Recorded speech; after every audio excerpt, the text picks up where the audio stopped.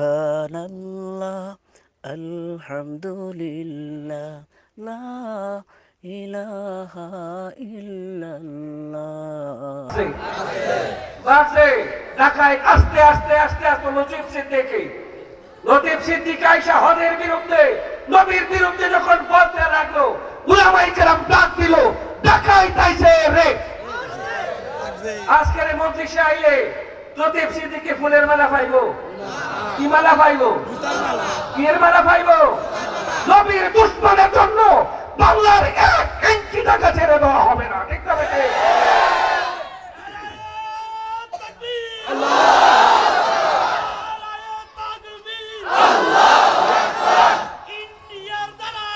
হুশিয়ার সাবধান, ইন্ডিয়ার দালালেরা হুশিয়ার সাবধান, গুলামিনা আজাদি আজাদি আজাদি, গুলামিনা আজাদি আজাদি আজাদি, দিল্লি না ঢাকা ঢাকা ঢাকা, দিল্লি না ঢাকা ঢাকা ঢাকা, নারায়ে তাকবীর, আল্লাহু আকবার, হাইয়াকাল্লাহ জাযাকাল্লাহ। আমিন।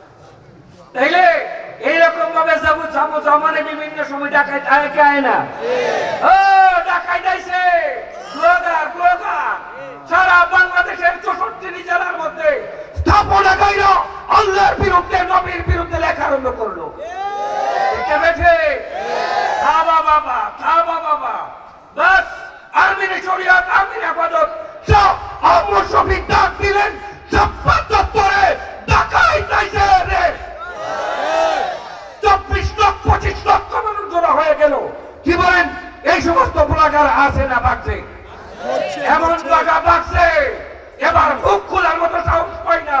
কারণ তৌহিদি জনতা জেগে গেলে এই দেশের মধ্যে ডাকাতদের কোনো স্থান নাই। ঠিক না বেটে?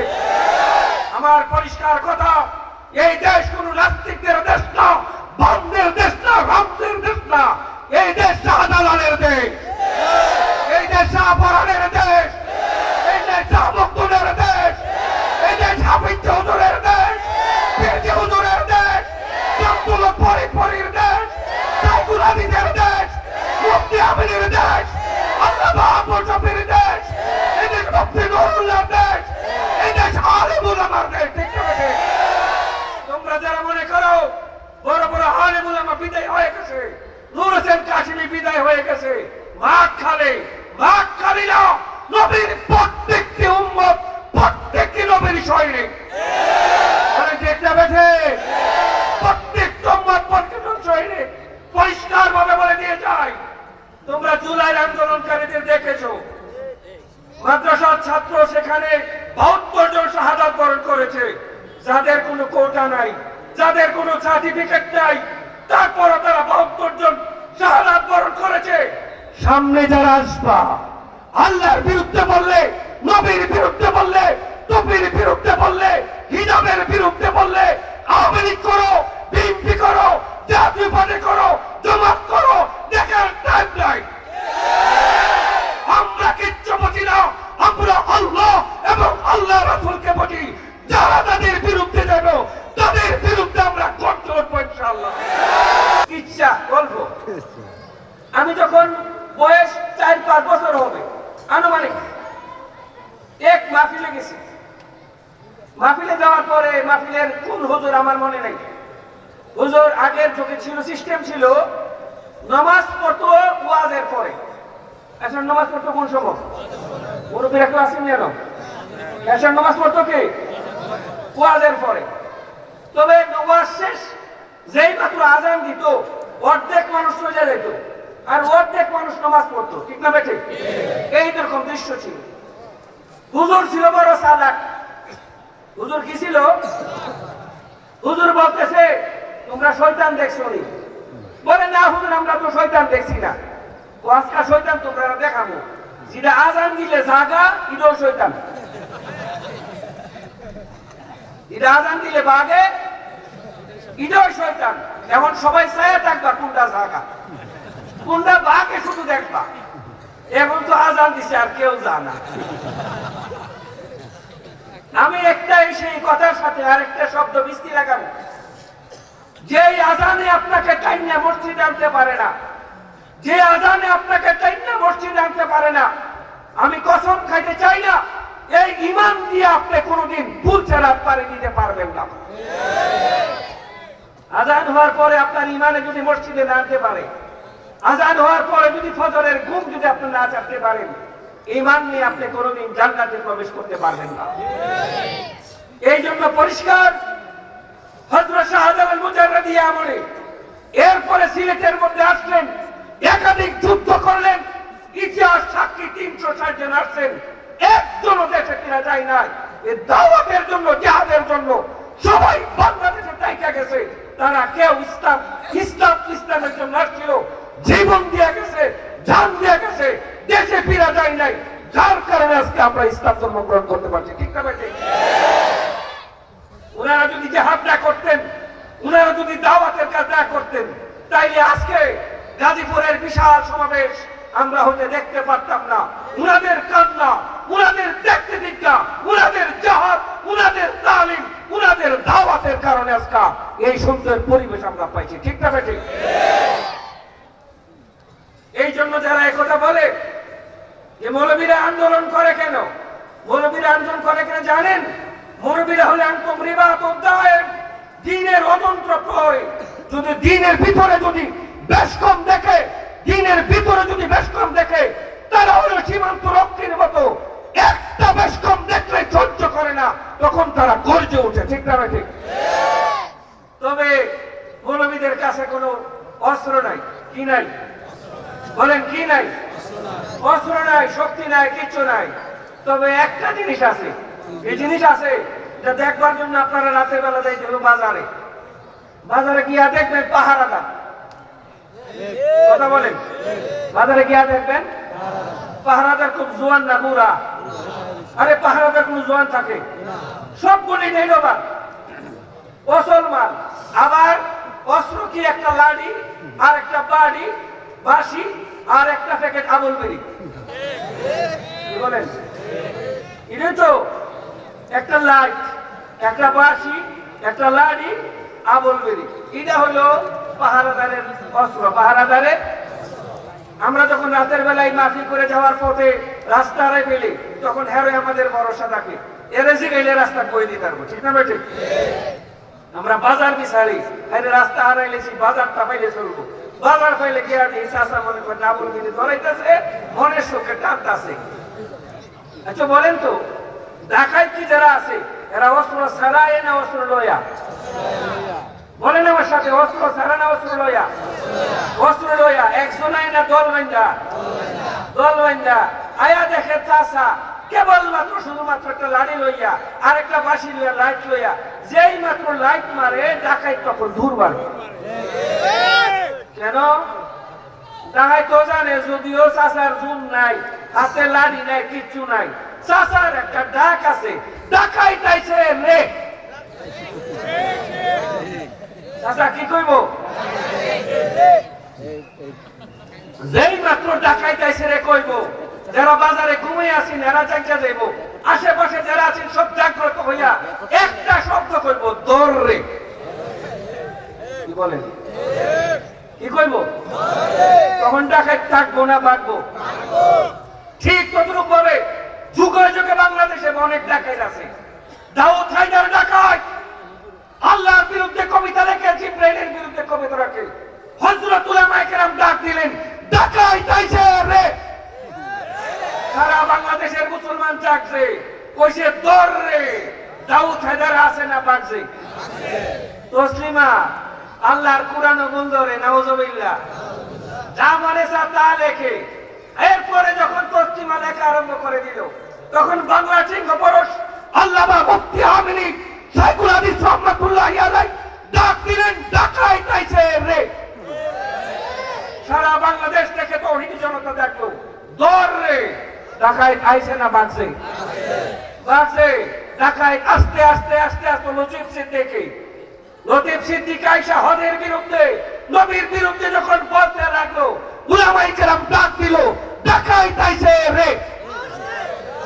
আজকের মজলিসে আইলে লতিফ সিদ্দিকী ফুলের মালা পাইবো? কি মালা পাইবো? কি এর মালা পাইবো? নবীর দুশমনের জন্য বাংলার 1 ইঞ্চি জায়গা ছেড়ে দেওয়া হবে না। ঠিক না?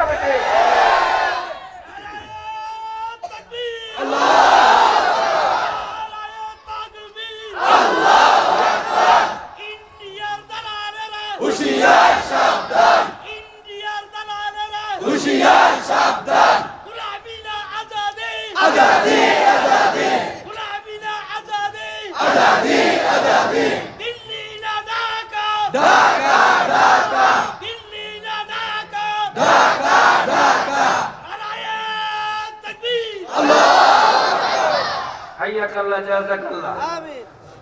তাইলে এইরকম ভাবে জামানে বিভিন্ন সময় ডাকাত আয় কে আয় না? ও ডাকাত আইছে ব্লগার সারা বাংলাদেশের 64 জেলার মধ্যে স্থাপনা কইল, আল্লাহর বিরুদ্ধে নবীর বিরুদ্ধে লেখা আরম্ভ করলো।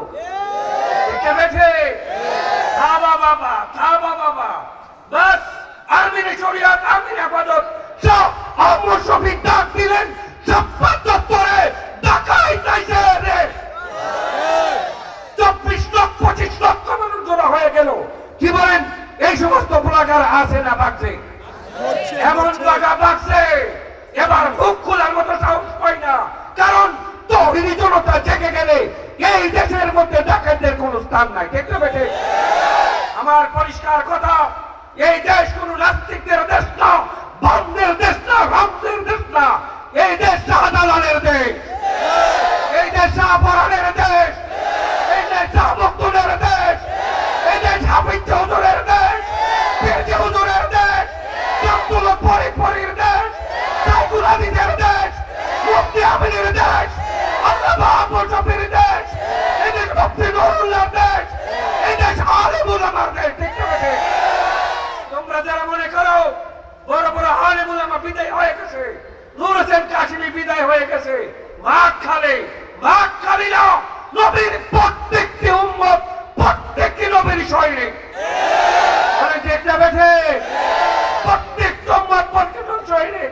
পরিষ্কার ভাবে বলে দিয়ে যায়, তোমরা জুলাই আন্দোলনকারীদের দেখেছো, মাদ্রাসার ছাত্র সেখানে 72 জন শাহাদাত বরণ করেছে, যাদের কোনো কোটা নাই, যাদের কোনো সার্টিফিকেট নাই, তারপরও তারা 72 জন শাহাদাত বরণ করেছে।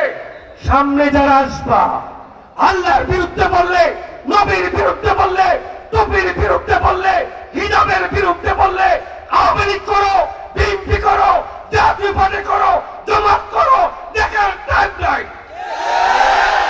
আমরা কিচ্ছু বুঝি না, আমরা আল্লাহ এবং আল্লাহ রাসূলকে বুঝি। যারা তাদের বিরুদ্ধে যাবে তাদের বিরুদ্ধে আমরা করতে উঠবো ইনশাআল্লাহ। পরিষ্কার আমাদের কথা, অতীতে আমরা কারো ছাড় দেই নাই, ভবিষ্যতে আমরা ছাড় দেব, এই চিন্তা তোমরা করো না, এই চিন্তা তোমরা করো না।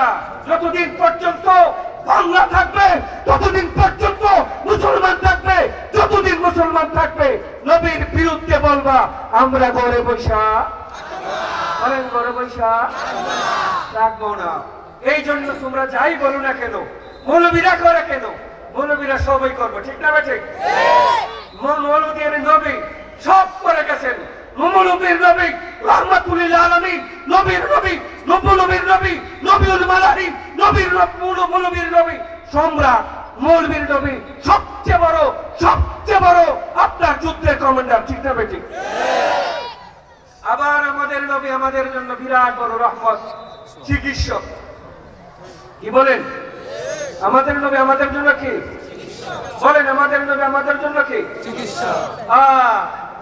এমন থিওরি দিয়ে গেছে, বিজ্ঞানের থিওরি বল, কিন্তু আমার নবীর থিওরি বলেন, বিজ্ঞানের থিওরি বল, আমার নবীর থিওরি আমার নবীর থিওরি বল না। কতক্ষণ থিওরি বলে আমার মৌলার শেষ আলোচনা দিকে চলে যাব। সময় আমার প্রায় শেষের পথে, আমি খুব বেশি আলোচনা করতে চাইছি না, খুব দ্রুত শেষ করার চেষ্টা করতেছি। আমার মূল আলোচনা বলার পর হুজুর মনে আয়সা করতেছি না, আওয়াজে বোঝা যায় আয়সা করতেছি।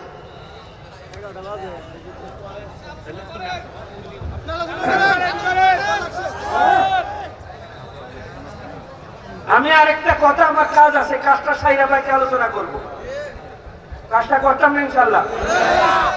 আমি আসার পরে ঘন্টা পরে গেল, আজকের এই মাহফিলটা 3 দিন যাবত চলতেছে। বাংলাদেশের প্রকৃত যশ উলামায়ে কেরাম যারা আছেন অধিকাংশ এখানে আছে। ঠিক না বেঠিক? এত বড় মাহফিল, এত বড় ইন্তজাম, এত বড় গেট, এত বড় ইন্তজাম আমি দেখার পরে আশ্চর্য হয়ে গেলাম যে কতগুলি ছেলে এবং মুরব্বীরা বেশি এত বড় সুন্দর একটা ইন্তজাম করছে। এই ইন্তজামটা এবছর শেষ হতো না কিয়ামত পর্যন্ত চলতো? এবছর যে এরকম হয়েছে, আগামী বছর যদি আর একটু বড় হয়, মনে করেন আপনারা? বড় হইলে সমস্যা আছে, আমরা যারা ছোট এরা দেওয়ার পাইতাম না। তারপরও বড় হোক, তারপরও বলেন, তারপরও বড় হোক। বড় হইতে গেলে আমরা যদি একটু সহায়তা, আমরা যদি একটু প্রেরণা না যোগাই, তাহলে বড় হওয়া সম্ভব হবে? কি বলেন আপনারা, সম্ভব হবে? যে দিনের সবচেয়ে বড় একটা দাওয়াত। আমার একটা কথা বুঝলে আপনারা বুঝবেন, মাদ্রাসায় পড়াশোনা করে কেবলমাত্র শুধুমাত্র 3% লোক। কত পার্সেন্ট বলেন আমার সাথে, কত পার্সেন্ট? 3% লোক মাদ্রাসায় পড়াশোনা করে, বাকি 97% লোক স্কুল কলেজ ইউনিভার্সিটিতে পড়ে। বড় পরিতাপের বিষয় হইল আমাদের সিলেবাসের মধ্যে দিন শিক্ষার কোনো ব্যবস্থা নাই। কথা বলেন, আমাদের সিলেবাসে দিন শিক্ষার কোনো ব্যবস্থা নাই। আমাদের সিলেবাসে দিন শিক্ষার কোনো ব্যবস্থা না থাকার কারণে 97% লোককে দিন শিক্ষা দেওয়ার জন্য, 97% লোককে জাহান্নামের আগুন থেকে বাঁচাবার জন্য হযরত উলামায়ে কেরাম আর একটা চলতে ফিরতে উঠতে বসে একটা মাদ্রাসা উন্নয়ন করলেন, যেই মাদ্রাসার নাম হলো দাওয়াতে তাবলীগ। বলেন, যে মাদ্রাসার নাম কি?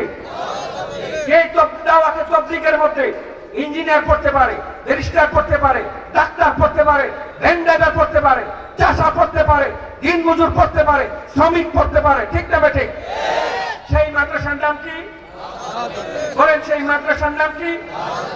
দাওয়াতে তাবলীগ। বড় পরিতাপের বিষয় হলো সেখানে 10% লোক যায় না। তাইলে 3% লোক মাদ্রাসায় পড়াশোনা করে, তারা দিন বুঝে। বাকি 10% যারা তাবলীগে যা, তারা দিন বুঝে। বাকিরা যারা তাবলীগও জানা, মাদ্রাসা জানা, দিন বুঝবে কোত্থেকে? বাকিদেরকে জাহান্নামের আগুন থেকে বাঁচাবার জন্য, বাকিদের ইমানের প্রেরণা জাগার জন্য, বাকিদের দিন শিক্ষা দেওয়ার জন্য হযরত উলামায়ে কেরাম আর একটা উন্মুক্ত সেমিনারের ব্যবস্থা করলেন। সেই উন্মুক্ত সেমিনারের নাম হলো ওয়াজ এবং তাফসীর। ওয়াজ এবং তাফসীর অযথা নয়, দিন শিক্ষা দেওয়ার জন্য। বলেন, অযথা না দিন শিক্ষা দেওয়ার জন্য? ওয়াজ এবং তাফসীর কি অযথা না দিন শিক্ষা দেওয়ার জন্য? দিন শিক্ষা দেওয়ার জন্য ওয়াজ এবং তাফসীর। ওয়াজ এবং তাফসীর অযথা নয়। এই জন্য এই হাজার হাজার মানুষকে দিন শিক্ষা দেওয়ার জন্য, হাজার হাজার মানুষের ঈমান হেফাজত করার জন্য, হাজার হাজার মানুষের আমলের মধ্যে প্রেরণা সৃষ্টি করার জন্য এই ওয়াজ এবং তাফসীর গুলি করা হয়। ঠিক না বেঠিক? এগুলি না থাকলে বুঝতেন আমাদের দেশের মধ্যে কিভাবে আবার অপসংস্কৃতি চেপে বসে। এইগুলি থাকার কারণে মানুষের ঈমান হেফাজত হয়। ঠিক না বেঠিক? বলছেন আমরা দেখি না। আরে দেখবেন না, দেখবেন না। 1 কেজি আঙ্গুর খাইলে আপনার একদিনে 1 কেজি শক্তি হবে না, আস্তে আস্তে কাম করবে। কিন্তু 20 এক ফুটা খাইলেই আরম্ভ হয়ে যাবে তুরফা। ঠিক না বেঠিক? এই জন্য ভাই দোস্ত বুজুর্গ, জমিনে বৃষ্টি না হইলে যেমন যেরকম জমিন উর্বর হয় না, ঠিক তদ্রূপ ভাবে ওয়াজ নসিহত না শুনলে মানুষের দিল নরম হয় না, মানুষের দিল উর্বর হয় না, নেক আমলের প্রেরণা জাগে না। এই জন্য ওয়াজ এবং তাফসীর। এই জন্য বলেন, এই জন্য ওয়াজ এবং তাফসীর। এই ওয়াজ এবং তাফসীরটা কিয়ামত পর্যন্ত থাকার জন্য, আগামী বছর আর একটু ভালো করে করার জন্য। বলে কি আছেন এরকম? বলে আমি 10,000 টাকা দেবো, 20,000 টাকা দেবো, 5,000 টাকা দেবো ইনশাল্লাহ। কি আছেন বলেন? ইনশাল্লাহ। আল্লাহর জন্য। কার জন্য? এলাকার